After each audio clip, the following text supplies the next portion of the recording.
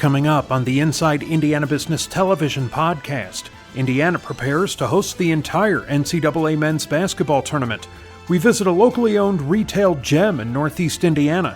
The Indiana Chamber outlines its legislative priorities. An Indy company is playing a role in the COVID vaccine rollout.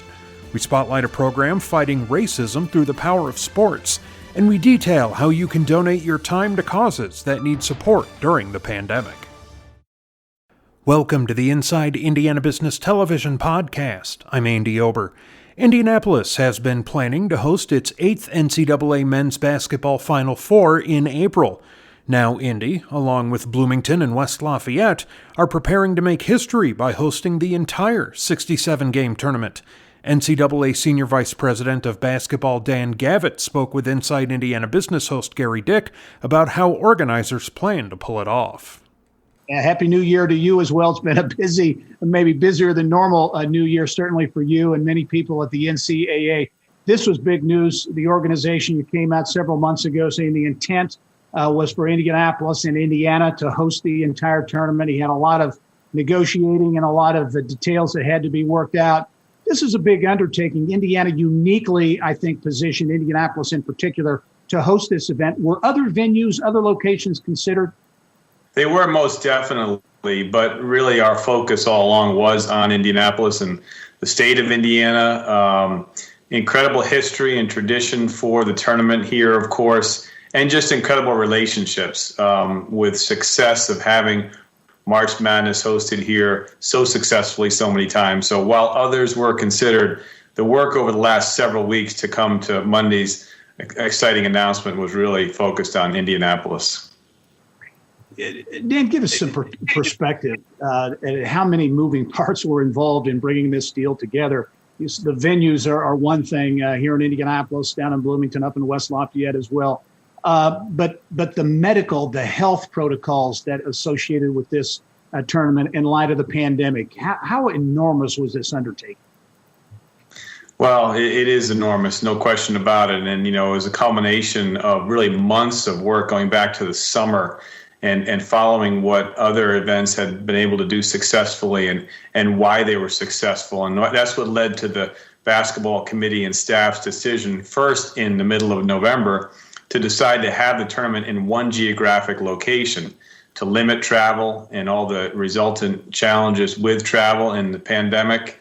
And fundamental, of course, to all that decision making was the health and safety of every participant, student athletes, coaches, administrators, as well as the greater community that we would have the event in the greater Indianapolis area. So the medical protocols are really key, of course, fundamental in so many ways. We've worked very carefully and very closely and well with the Marion County Health Department, with Dr. Virginia Kane, with the State Health Department, Dr. Christina Box, and with IU Health as a local partner here and a health provider that can help us to negotiate through this pandemic in a very safe and responsible way. So a lot of details, still a lot of details, frankly, to work out in the coming weeks and months before March, but many assurances that we needed in order to be able to be confident to make the announcement on Monday. Dan, the big question a lot of people want to know is fans. Will fans be permitted to attend the games? At this point, we have approval only for family members of student athletes and coaches and administrators who will be participating in the games. That's just a limited number that we have assurance that can attend all 67 games. We have hope that there may be fans in attendance, but really that's going to be a mutual decision with the Marion County Health Department, with the NCAA, and it won't be made until probably early February. I think we all agreed that it was important to see how hopefully conditions improve with the spread of COVID-19 and can provide opportunity for a limited number of fans, as we've seen at Colts games, for example. But premature to make that decision right now, and time will tell if that is a possibility or not. But indeed, that's a decision that ultimately down the road could change potentially from where it is now, but won't be made until early February. That's correct. Yeah, we're going to take a wait and see approach in a very responsible way to make the correct decision.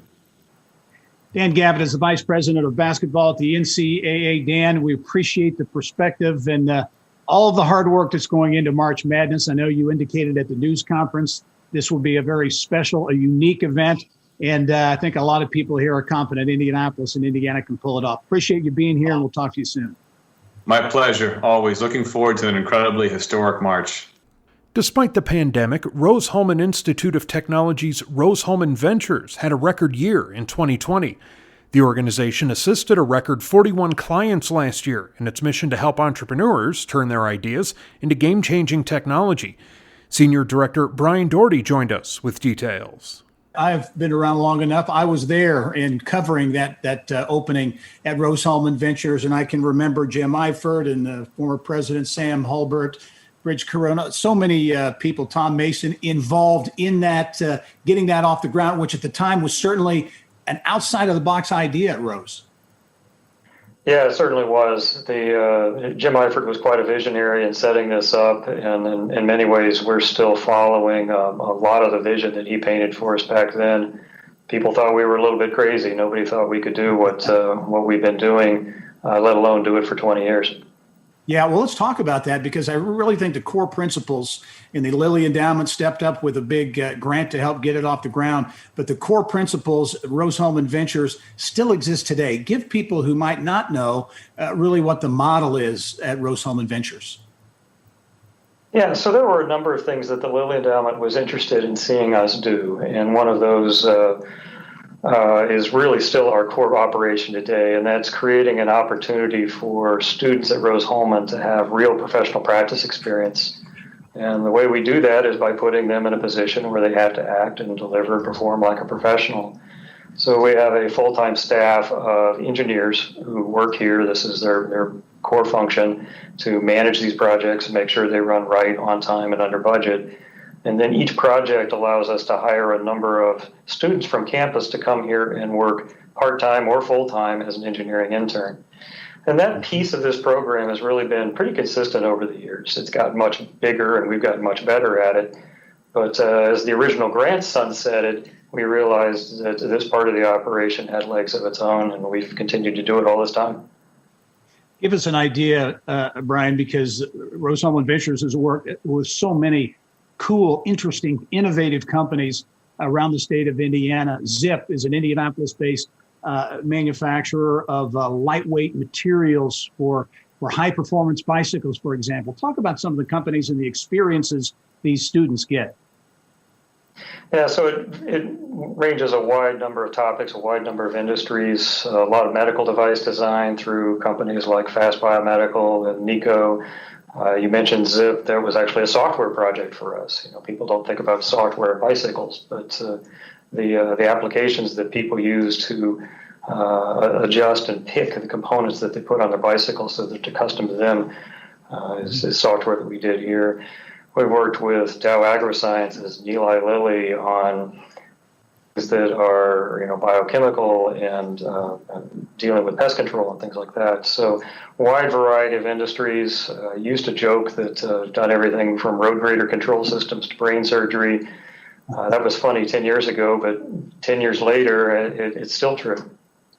Yeah, very quickly, Brian, Rose-Hulman, of course, one of America's great engineering institutions. The impact that you've had over 20 years on the economy, jobs, investment, those types of things? Well, we've had over 1,350 Rose-Hulman students come through here as interns in all of these years. And, every one of those people got launched further and faster into their career. They were able to do things more quickly and much more effectively from day one. At the same time, we worked with over 250 client companies, and every one of those companies had real needs, generally new product development oriented needs that we were able to meet for them, that created wealth generating opportunities for them as well. A tremendous success story in Terre Haute Rose-Hulman Ventures. Brian Doherty, thanks for joining us. We look forward to talking to you soon. Thank you. In the small northeastern Indiana town of Fairmount, you'll find a locally owned retail gem called Timber and Thread. The boutique features handmade farmhouse furniture, antiques, and an interesting backstory. Inside Indiana business reporter Mary Rachel Redman has the story in this week's Around Indiana from Grant County. all started back in 2016 when Alyssa Ralph was aimlessly browsing Pinterest when she spotted the picture-perfect farmhouse table. Just looking at the new things out on Pinterest, and I found a plan for a farmhouse table. Thought I could build it.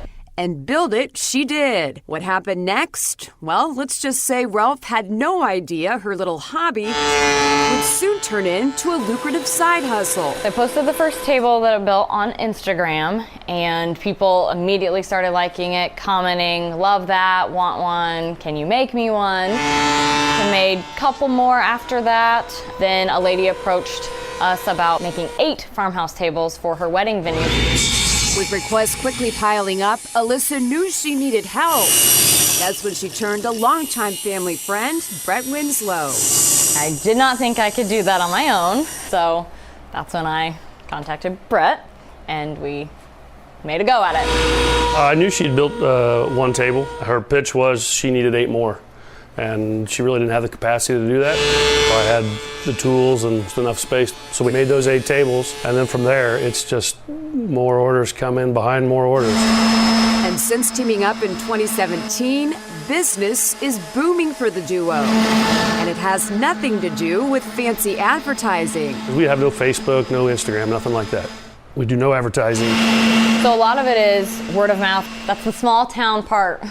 That's the small town Fairmount. That's what it does for you. We have people contact us up north, down south. We have one of the very first table that we made was down in North Carolina now. So it's all over. And you could argue Ralph is making her footprint all over Grant County.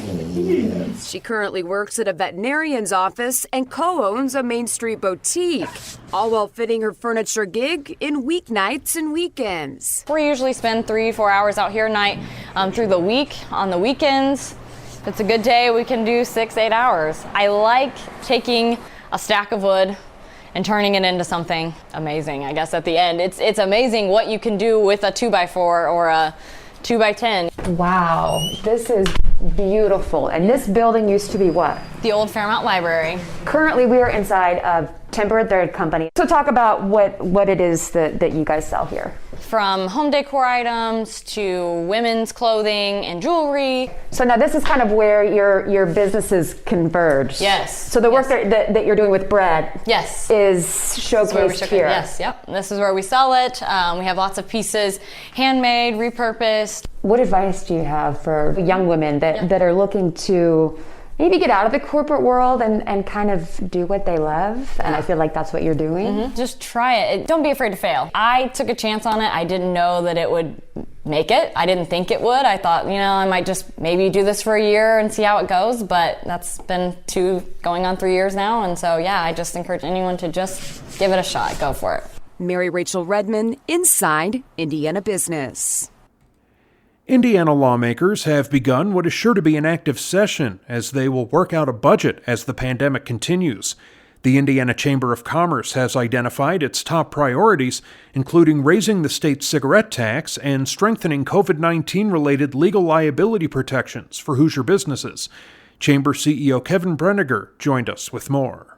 Yeah, budget writing session, very important year, obviously, but a very different year because of the pandemic, especially how things play out at the State House. Just a very different setup this year. Yeah, different logistics. You have the House of Representatives is actually meeting in the State Office Building South. The Senate is staying in the Senate chambers, but they're putting 30 senators on the Senate floor and 20 more up in the gallery. Committee meetings are taking place where the legislators are in one room and the lobbyists and the advocates and the public are in a different room, and you've got two-way audio and video, lots of plexiglass, and everyone in the State House expected to wear masks. Kevin, I know budget writing session. I know one of the key bills on the chamber agenda deals with the pandemic, and that's liability for Indiana businesses and organizations, liability related to the pandemic. Yeah, we are pursuing liability protections for what we think would be frivolous pandemic-related lawsuits. We want to protect businesses, schools, universities, hospitals from lawsuits where, for example, someone comes into your business, and then 2 weeks later they've contracted the virus, and they want to say that I contracted it there, and I'm going to sue you, when in fact no one really knows where the virus was contracted. Fortunately, the legislative leadership has made that a priority at our request, and in fact, Senate Bill 1 was heard midweek this week, and there was a tremendous amount of favorable testimony. They're going to hold that bill because we want to add some protections for product liability for makers of personal protective equipment as well. Interesting. Another interesting item on your agenda, Kevin, I think, is you'd like to see incentives to help Indiana attract a mobile, remote workforce, if you will, again, coming out of the pandemic. Yes. As we know, many workers across the state and across the country were sent home to work remotely when the pandemic hit. Our employer surveys tell us that fully 34% of Hoosier businesses expect to continue remote work even after the pandemic is over. And many places are not conducive. You know, if you're in a studio apartment in New York City, that may not be the place you want to spend 24/7.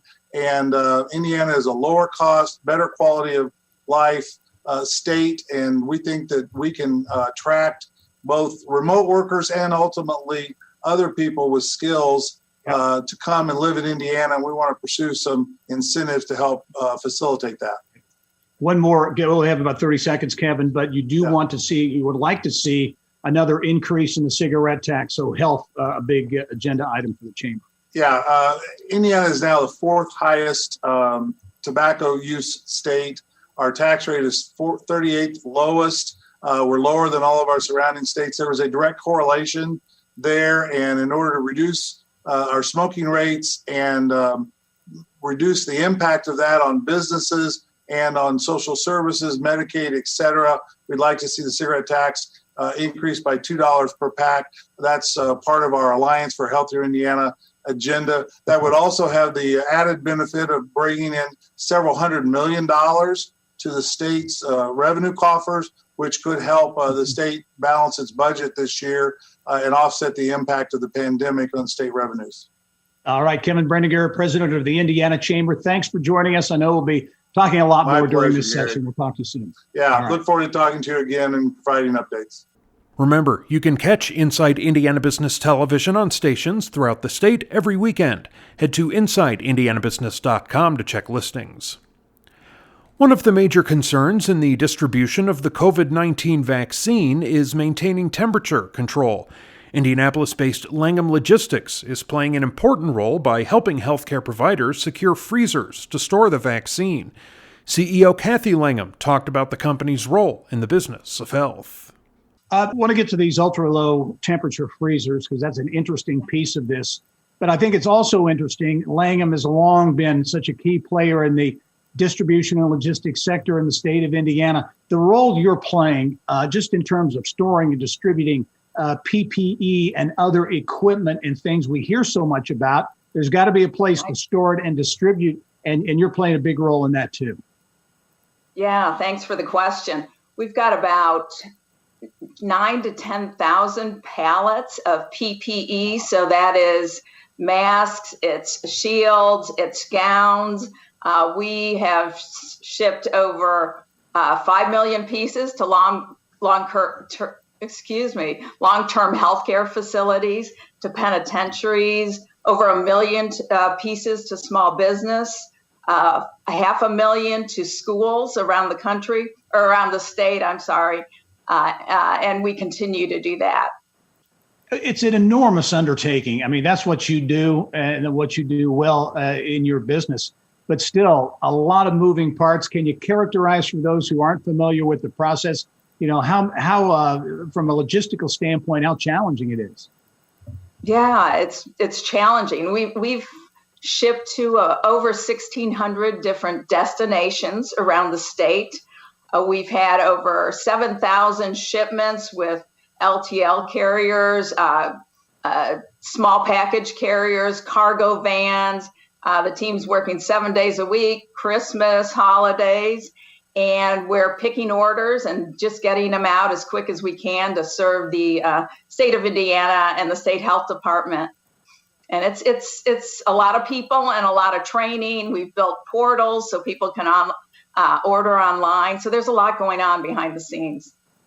Well, a lot going on, too, now that the vaccine is rolling out, in particular the Pfizer vaccine that needs to be stored for shipment and those types of things in ultra low temperature freezers. Talk about that process, because there aren't a lot of them out there. You're in the process of you're procuring some of the freezers and connecting folks with them. Talk about what's going on in that regard. Yeah, there's a lot going on. These ultra low temp freezers are pretty high tech, and they go to -70 and -80 degrees centigrade, which is what we need to do, the temp we need for the efficacy of the Pfizer drugs. So right now, the CDC is controlling all the transportation and distribution and sending these to hospitals direct to the front line around the state of Indiana and around the country. A lot of these locations don't have these ULT or ultra low temp freezers. So partnering with great companies like Deem, like Helmer, Indiana-based companies, we've procured these ULT freezers and we're placing them and validating and maintaining them around the state of Indiana. And we'll continue to do that, working with the hospitals as well as labs and healthcare facilities. Yeah, you mentioned those healthcare facilities, but also a number of companies you mentioned.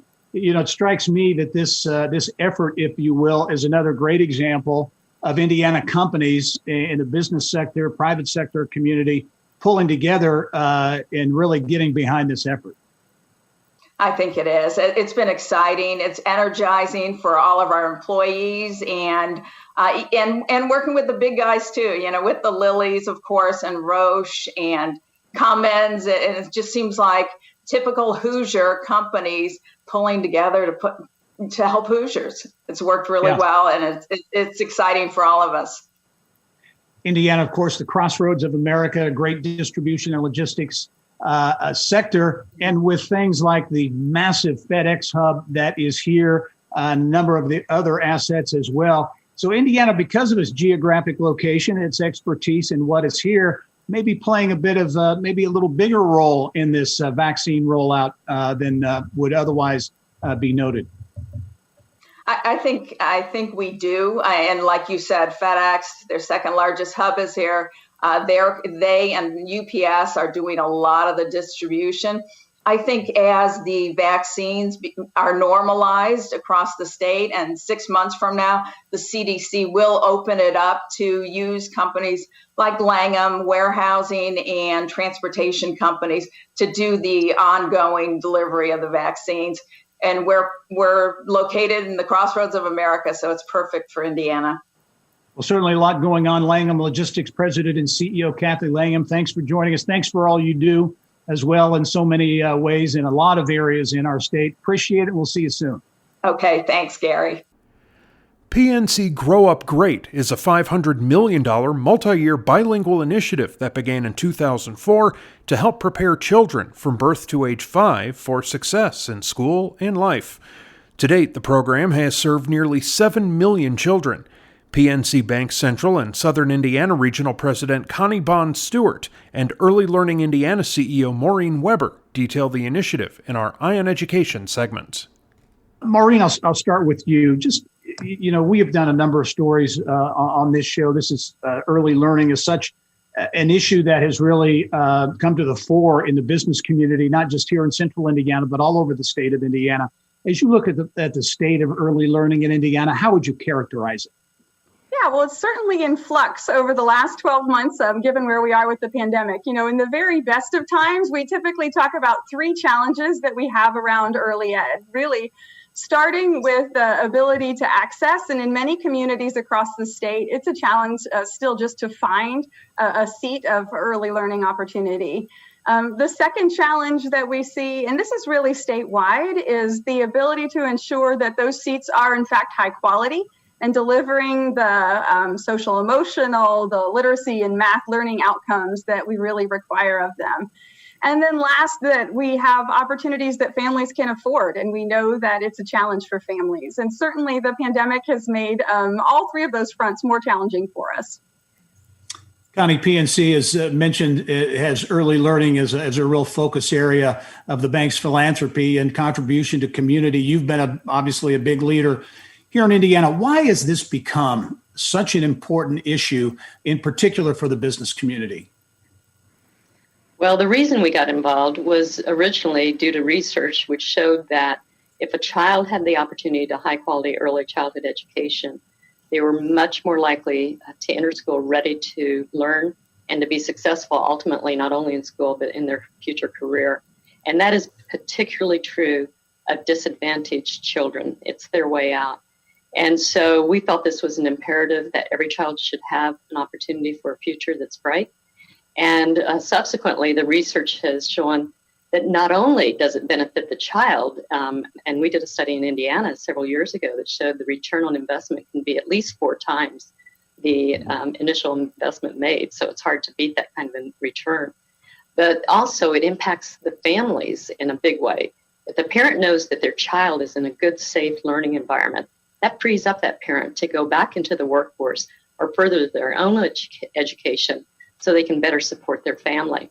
And this is becoming even more critical because the need is great for skilled workers. So, this is just a wonderful solution all the way around. Connie, funding obviously is important to this initiative. You'll be going back to the Indiana State House in this budget writing session. What are you going to be asking for? What's on the key agenda when it comes to early learning in Indiana and that ask at the Indiana General Assembly? Well, I'd like to start by first thanking all of our partners in the community because everybody is pitching in to help address this. So the private sector is continuing to invest. PNC ourselves, through our foundation this year, has invested more money than I can ever remember in the state of Indiana, not only on early ed, but also on other COVID-related issues. Throughout the state, we've invested in 2020 over $1.6 million. So we've seen that also, from philanthropy with Lilly Endowment, Fairbanks, and others. And our partners, United Way and Early Learning, are working hard to deliver the services where they're most needed. So we need that partner also in the state, which has been a fantastic partner historically. And so at a minimum, we want to not only maintain the support, but we'd like to slightly grow it too. So there are 18,000 children in poverty that would qualify for the state pre-K program. Historically, we've served most recently about 4,100. And so we're asking for only a 10% increase in the number of children served from 4,100 to 4,500 in the coming year. All right, Maureen, only have about 30 seconds left, but as you look at this year with the pandemic that continues and all the other factors at play, this is a critical year in your view for that momentum to continue when it comes to early learning statewide here in Indiana? That's exactly right. I think our challenge is to make sure that we're addressing that immediate need and getting children back enrolled in high quality early learning settings just as quickly and safely as possible, while at the same time planning for our long-term future and making sure that we are connecting with partners. As Connie said, PNC has been a great one to us, thinking about how we really address the overall issue of access, quality, and affordability of early learning. Early learning, a big issue in the business community, to be sure. It will be front and center at the Indiana State House. Maureen Weber, Early Learning Indiana President, and CEO Connie Bond-Stewart, also Regional President for Central and Southern Indiana at PNC Bank. Thank you both for joining us. I know we'll talk to you again before the session's over. Thank you. Thank you very much, Gary. Indianapolis-based Group 1001 is upping its game to fight racism through the power of sports. The insurance holding company has pledged $2 million to the nonprofit RISE to drive social change through athletics and education. Group 1001 Senior Vice President Melissa Jacobs talked about the partnership with Bill Benner on Inside Indiana Sports. Well, give us an overview. First of all, RISE, a national nonprofit. Kind of give us the background on their mission. Yes, just as you said, RISE stands for the Ross Initiative in Sport for Equality. And as you said, a national nonprofit with really a focus on educating and empowering the sports community. They inspire sports leaders to create positive change on matters of race and equality, and they provide programs and platforms to build skills and to create safe spaces for conversation and learning, and to really educate and hopefully eliminate racism in sports. And Melissa, talk about how this Group 1001, I know your CEO, Dan Towers, is on the board of RISE. So talk about how this partnership came together with Group 1001 and RISE. Absolutely. The RISE board is full of outstanding sports leaders, many high-level CEOs, Paul Tagliabue, big names in sports. Mark Emmert here from NCAA right here in Indianapolis, and Dan, as you mentioned. So as some of the tensions started to take place this summer, our CEO, Dan Towers, stepped up with a $2 million pledge to RISE and said, let's do something about it. RISE was really looking at expanding some of their programming into key cities around the United States, and Indianapolis being one of those. And there's no better time to do that, especially. So that $2 million will go to support various programs in Indianapolis when we're in such a year that if we're able to, due to restrictions with COVID, host these major marquee events. And now that we know that the NCAA will host its entire tournament here in the Indy metro area, it provides an even bigger platform for us to use to share that message for what RISE looks to do. Yeah, and again, you told me beforehand that RISE actually identified what better sports city, with such a plethora of organizations, the NCAA and others located here, so it was kind of a natural fit. Exactly. When we look at what Indianapolis and the metro area has to offer for sports, NCAA, Indiana Sports Corp, Pacers, Colts, Fever, you name it, the list goes on.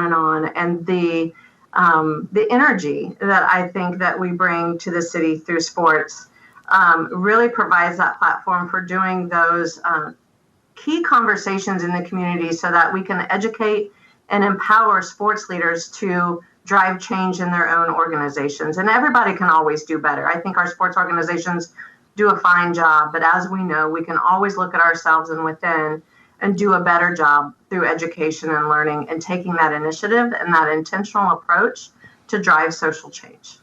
And I know that you've already had some activity with Ball State University, Butler University. You've held community conversations with them, so a lot of this is some of this has already taken place. It has. We started with a town hall with our own employees. More than 600 employees of Group 1001 across the United States came together a few months ago and really started talking about what is really key in our own organization. Just as you said, we think we have a great culture, but we know that we can always do better. And we look internally, we've been educating our staff. We've had 3 sessions so far with the RISE team, and then implemented some programming, just as you said, as Ball State and at Butler as well, with their Be United program of hosting some of those key community conversations on campus. We've got less than a minute left. Gainbridge is one of the Group 1001 companies, and of course, Gainbridge also the major sponsor of the Indianapolis 500. So the possibility exists for some synergy and activity there, right? There are possibilities as you look at the largest sporting event in the world being right here in our own backyard, the Indianapolis 500, and looking at that as an opportunity to drive social change as well, whether it's through the athletes of the sport or whether it's through our fans that attend.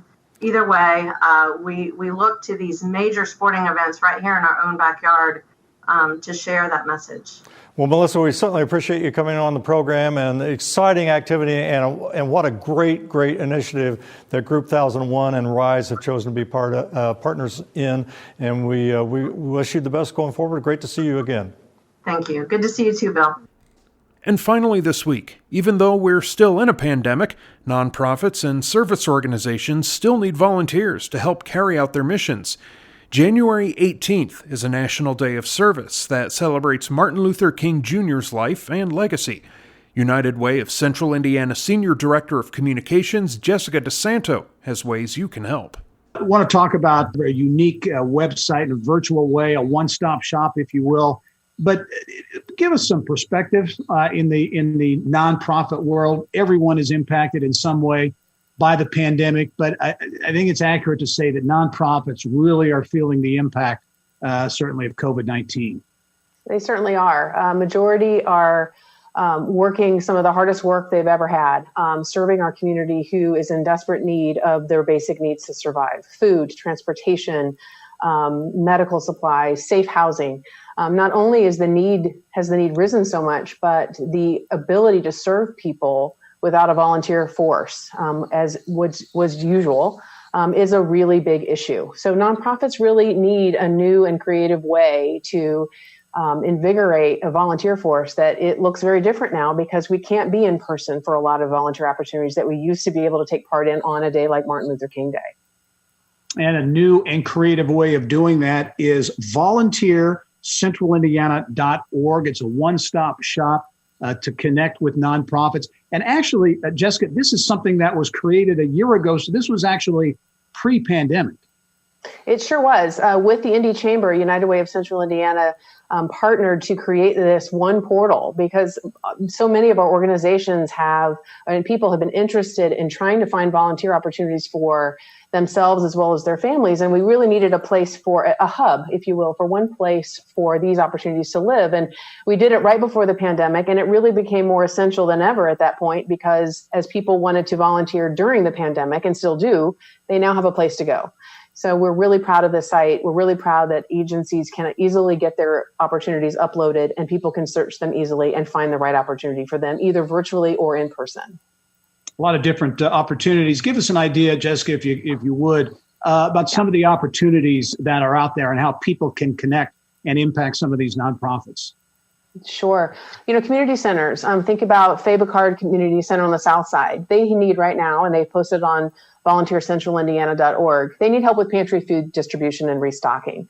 If you want an in-person opportunity, Horizon House needs kitchen volunteers, just simple cleanup and service to our homeless residents. Or if you're a family that wants to stay home and do something from home, Big Brothers, Big Sisters, they need activity kits that the big brother and the big sister can do with their little brother or little sister online. Something fun that keeps the connection alive if they can't be together. So these are the kinds of varieties of opportunities that you can see on this website. And I encourage people to check it out, because again, it services anything from agencies of community centers, childcare centers. The geographic span is all across our Central Indiana community, so you could probably link up to something close to you, or you can do something virtually. It's all right there.